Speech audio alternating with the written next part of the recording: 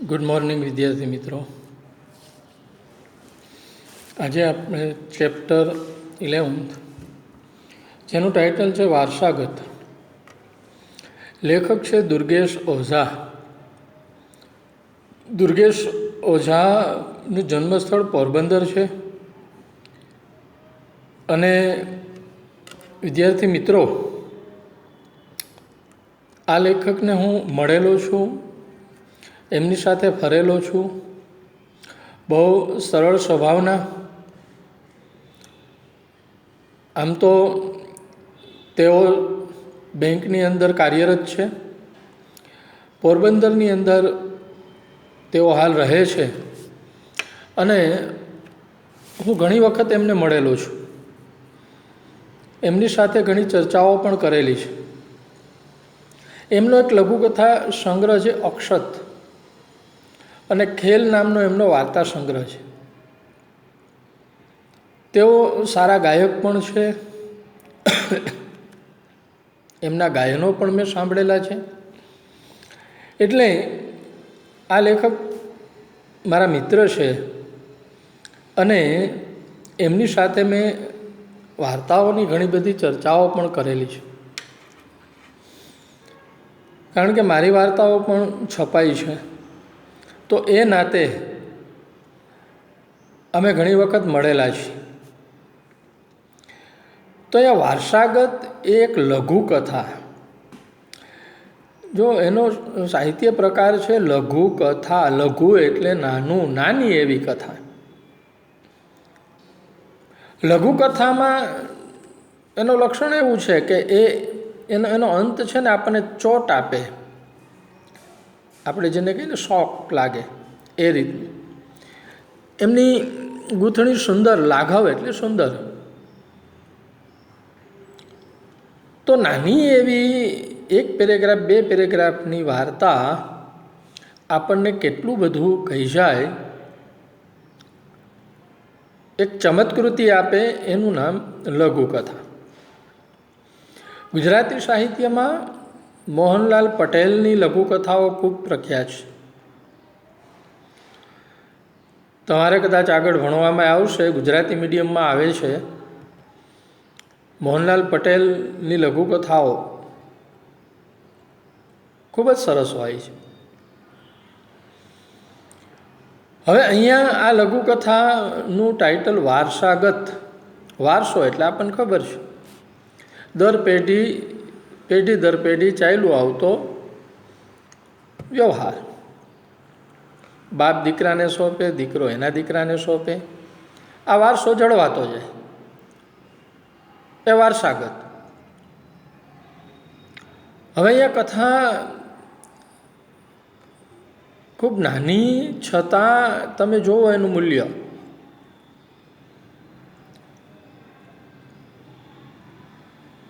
આપણે ત્યાં એક કહેવત છે, મોરના ઈંડા ચિતરવા ન પડે.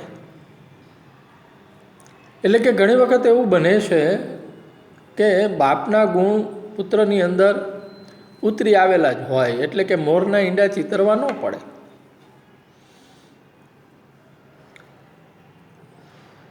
અહીંયા કંઈક એવી જ વાત છે. મગનને જમીન આપે છે રામશંકર. સમય જતાં રામશંકર સ્વર્ગે સિધાવે છે. એનો દીકરો જમીનને બધું વારસાગત સંભાળે છે, પણ મગનને આપેલી જમીનમાં સારો એવો પાક થાય અને સગાવાલા સલાહ આપે કે તારી જમીનમાં કશું નથી થયું અને તારા બાપે મગનને જમીન આપી છે, એમાં કેટલો બધો પાક થયો. તો એક કામ કરી, જમીન તું લઈ લે ને. હજુ ક્યાં એના કંઈ દસ્તાવેજ થયા છે. અને આશ્ચર્ય વચ્ચે મોહન એની વાતમાં આવી જાય છે, પરંતુ એનો અંત કંઈક જુદી રીતના થાય છે. વિદ્યાર્થી મિત્રો, આપણે જોઈએ કે એ શું કરે છે પછી મોહન. તો છેલ્લા 10 વર્ષથી રામશંકરના કુટુંબ અને તેમની જમીનનું જતન કરી રહેલા મગનને ફળદ્રુપ ખેતર જોઈ રાજીપો વ્યક્ત કર્યો. ફળદ્રુપ, ફળદ્રુપ એટલે સારી જમીન કે જેમાં પુષ્કળ પાક થતો હોય એને ફળદ્રુપ જમીન કહેવાય. જમીનનું જતન, જતન એટલે સંભાળ. જો 10 વર્ષથી કુટુંબ અને એમની જમીનનું જતન કરી રહેલો મગન, એટલે એમને ત્યાં એ નોકર તરીકે છે, ખેતરમાં કામ કરનાર છે, અને ફળદ્રુપ ખેતર જોઈને રાજીપો વ્યક્ત કર્યો, એટલે કે રાજી થયો, ખુશ થયો. ટાઢ, તડકો, વરસાદ કશુંય ગણકાર્યા વિના તેણે દર વર્ષે ફળો, શાકભાજી, અનાજનો મબલક પાક ઉપજાવી અઢળક કમાણી કરાવી આપી હતી. આ મગન એ રામશંકરનું ખેતર વાવતો હતો, સાચવતો હતો. દર વર્ષે એમાં ફળો અને શાકભાજી ને અનાજ ને મબલક એટલે પુષ્કળ, અને રામશંકરને અઢળક કમાણી એમણે કરાવી આપી હતી. એટલે સામે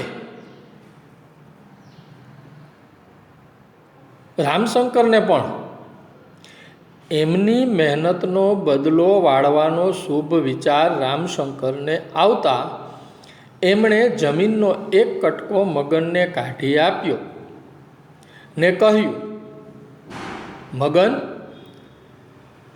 આજથી આ જમીન તારી. આપણે ત્યાં ભગવાન કૃષ્ણએ ગીતામાં કહ્યું છે કે જેવું કર્મ કરો ને એવું ફળ મળે. મગન પોતાની જમીન હોય એ રીતના એના શેઠની જમીનની જાળવણી કરતો, જતન કરતો. તો એ નિષ્કામ કર્મ કરી જતો હતો. તો એની સામે રામશંકરને પણ સારો વિચાર આવ્યો અને એને બોલાવીને કહે છે, કાલે આ જમીન, આમાંથી આ ટુકડો છે ને એ તારો, જા,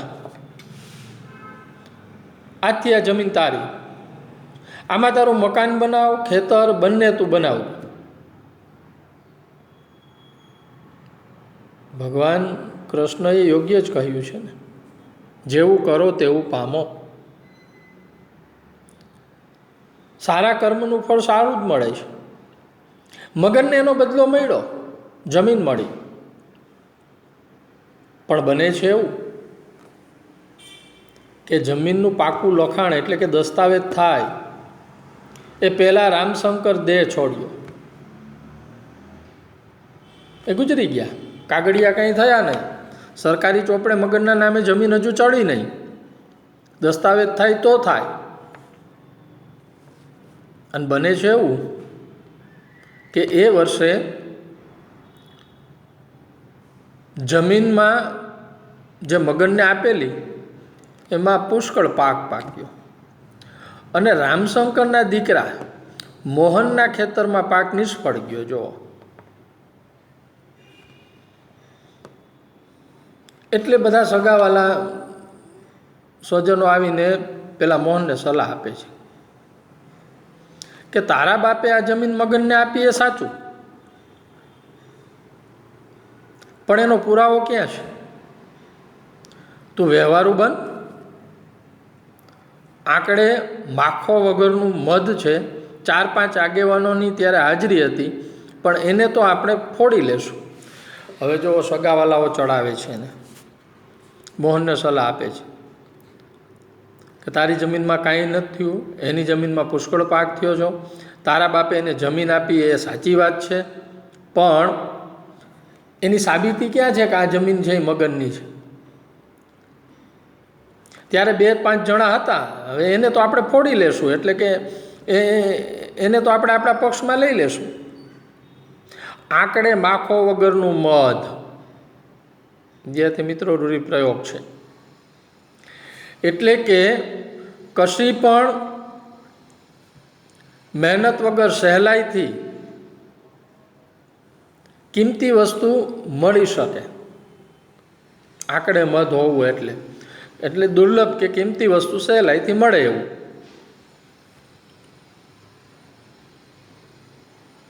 આમ પેલા સ્વજનો છે ને એને ચડાવે છે કે 2-4 જણા હતા એને તો આપણે ફોડી એટલે આપણા પક્ષમાં લઈ લેશું, કંઈ લાલચ આપીને કે ગમે એમ. એની પાસે ક્યાં જમીનના કાગળિયા છે, તારા બાપે આપી એની સાબિતી શું છે? આવું મોહનને ચડાવે છે પેલા.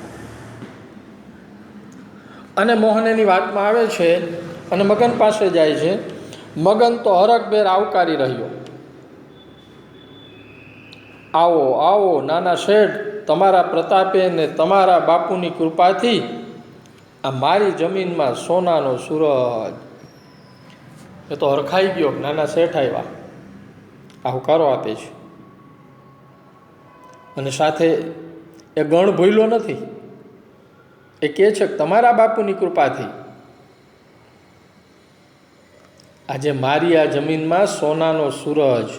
પછી જો વાક્ય છોડી દીધું, સોનાનો સૂરજ ઉગ્યો છે એમ, મબલક પાક થયો છે. મારી જમીન એમ? આ જમીન તારી છે એવો કોઈ આધાર, કોઈ લખાણ છે તારી પાસે? પેલા મોહને સામેથી પ્રશ્ન કર્યો કે તું એમ કહેશ કે આ મારી જમીન, પેલા તારી જમીન છે ને, તારી પાસે એનો કોઈ આધાર છે? તારી પાસે એનો કોઈ પુરાવો છે? તારી પાસે એનું કોઈ લખાણ છે, એનો દસ્તાવેજ છે કે આ જમીન તારી છે?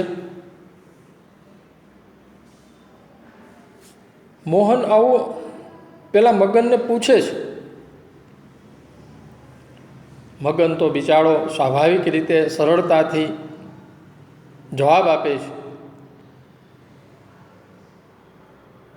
રામશંકર બાપાના બોલ એ જ મારે મન ભગવાનનો.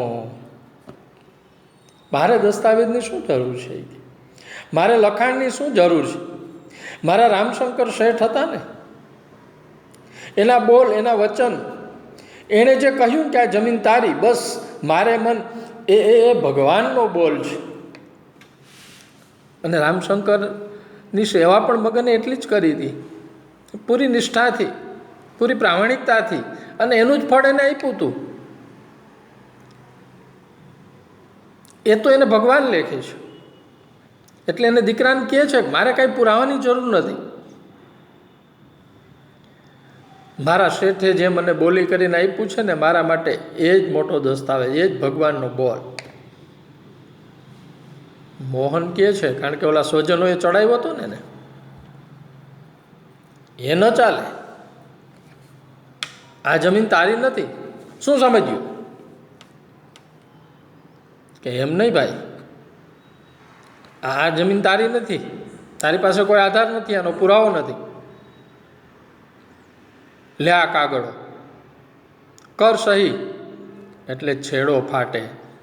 છેડો ફાટવો રૂઢિપ્રયોગ એટલે વાત પૂરી થવી. એ કે તું હું સમજ છો, આ જમીન તારી છે? એ ન ચાલે. આ લે આ કાગળ, એમાં સહી કરી દે એટલે વાત અહીં પૂરી થાય, છેડો ફાટે. હવે મોહને આવા શબ્દો કીધા અને મગનને પગ નીચેની જમીન સરી જતી લાગી. દોસ્ત સમી જમીન જમીન દોસ્ત થતી લાગી.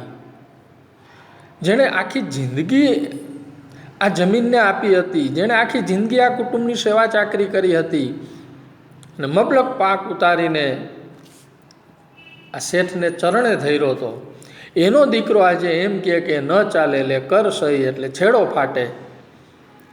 એટલે મગનને પગ નીચેથી જમીન સરી જતી લાગી.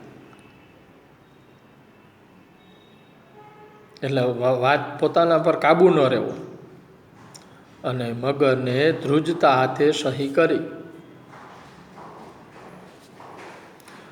પેલા મોહને કાગળો આંચકી લીધા અને પેલા સ્વજનો અટહાસ્ય કરી રહ્યા. એના સગાવાલા હતા ને, એ મોટે મોટે અટહાસ્ય એટલે મોટે મોટેથી હસવું. ઘાસ જમીન પાછી આવી ગઈ. મોહન બોલી ઉઠ્યો, હવે કામ પૂરું. હવે તારી પાસે કોઈ સાબિતી નહીં માગે. મૂરખ, આજથી આ જમીન કાયદેસરની તારી થઈ ગઈ. લે સાચો આ તારો દસ્તાવેજ. જો મિત્રો, અહીંયા ઉલટું થયું. સ્વજનો તો એમ સમજતા હતા કે મોહને જમીન લઈ લીધી અને તેઓ મોટે મોટેથી હસી રહ્યા હતા. પહેલાં મગનના પગ નીચેથી જમીન સરકતી હતી ત્યારે એવે સમયે એનો દીકરો મોહન એમ કહે છે કે અરે મૂરખ, હવે તારી જમીન આ કાયદેસર થઈ. લે આ સાચવ, આ તારો દસ્તાવેજ. એટલે મિત્રો, મોહને અહીંયા જે કાગળો આપ્યા એ જમીન લેવાના નહોતા, પણ જમીન આપવાના કાયદેસરના દસ્તાવેજના કાગળો હતા. પેલા સ્વજનો સ્તબ્ધ થઈ ગયા. એટલે મોહને હર્ષેલતા કહ્યું, જો યમક અલંકાર, મોહને હું રામશંકરનો દીકરો છું. જો મારા લોહીમાં મારા પિતાનું લોહી વહે છે. મોરના ઈંડાને ચિતરવા ન પડે. અક્ષત નામના એમના વાર્તા સંગ્રહમાંથી આ લઘુકથા લીધી છે. મિત્રો, અંત કેટલો ચોટદાર છે. પેલા સ્વજનોને મગનને એમ લાગતું હતું કે મોહન છે એ જમીન પડાવી લેશે, પણ મોહનના મનની અંદર કંઈક બીજું હતું. એટલે છેલ્લે એમ એ કહે છે કે મોહને હર્ષેલતા. એને મોહ નહોતો. એણે એમ કીધું કે હું રામશંકરનો દીકરો છું. આજથી કાયદેસરની આ જમીન તારી, હવે કોઈ તારી પાસે પડાવી નહીં લે. એ રીતનો આ લઘુકથાનો અંત છે એ ચોટદાર છે. મિત્રો, વિરુદ્ધાર્થી શબ્દ સમજી લેજો. ફળદ્રુપ એટલે ઉજ્જળ, અઢળક એટલે થોડું, આધાર એટલે નિરાધાર. તળપદા શબ્દ છે ટાઢ, ઠંડી. શબ્દ સમૂહ જોર જોરથી હસવું, અટ્ટહાસ્ય. રૂઢિપ્રયોગ આપેલો છે હમણાં જે આપણે જોયેલો હોય. અને સ્વાધ્યાયના પ્રશ્નો લખી લેજો વિદ્યાર્થી મિત્રો. તો લઘુકથા એટલે શું આપ સમજી ગયા હશો. નાની એવી વાત એવી ચોટદાર બને છે. સુંદર રીતના એનું લેખન થયેલું હોય છે. છેલ્લે ચમત્કૃતિ સધાતી હોય છે. એનું નામ આ લઘુકથા છે. અહીંયા મોહને એના બાપાનું વચન છે એ પાળ્યું. આપણે ત્યાં રામાયણની અંદર શ્રી રામ ભગવાન પણ રઘુકુલ રીત સદા ચલી આવી, પ્રાણ જાય પણ વચન ન જાય, એ અહીંયા ચરિતાર્થ કરી દીધું હતું એ ચોપાઈને. તો બોલ વચનની કેટલી કિંમત છે એ પણ અહીંયા એના દીકરાએ સાબિત કરી દીધું મોહને. આ રીતના નાની એવી લઘુકથા ખાનદાની બતાવે છે અને વિઘ્ન સંતોષી માણસોની વાતોમાં આવ્યા વગર મોહન કેવો નિર્ણય લે છે કે પોતાના પિતાનું વચન એ પાડી બતાવે છે. તો આવી સરસ મજાની દુર્ગેશ ઓઝાની આ લઘુકથા આપને મજા આવી હશે. વિદ્યાર્થી મિત્રો, વચનનું પણ મહત્ત્વ હોય છે એ આપણે જાણીએ છીએ. એ યાદ રાખજો. અને નિષ્ઠા અને પ્રામાણિકતા એ આ વાર્તામાંથી આપણને ગુણો મળે છે. મગને મહેનત કરી નિષ્ઠાથી, પ્રામાણિકતાથી રામશંકરની એના કુટુંબની સેવા કરી. પરિણામે એમને સારું ફળ મળ્યું અને એનો પુત્ર પણ એમાં સહભાગી થયો. તો અહીંયા આ વારસાગત વાર્તા પૂરી થાય છે. અસ્તુ. જય હિન્દ, જય ભારત.